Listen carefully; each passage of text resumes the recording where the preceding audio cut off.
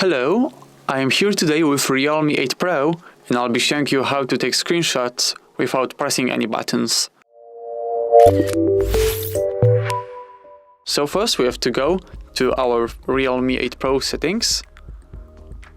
Now find and enter Convenience Tools.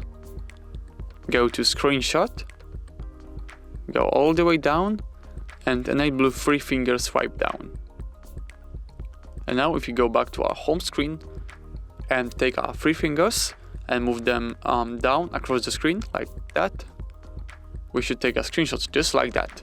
So again, 3 fingers from top to the bottom, like that.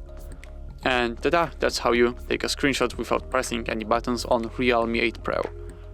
So thank you so much for watching, please leave a like on this video and subscribe to our YouTube channel. Goodbye.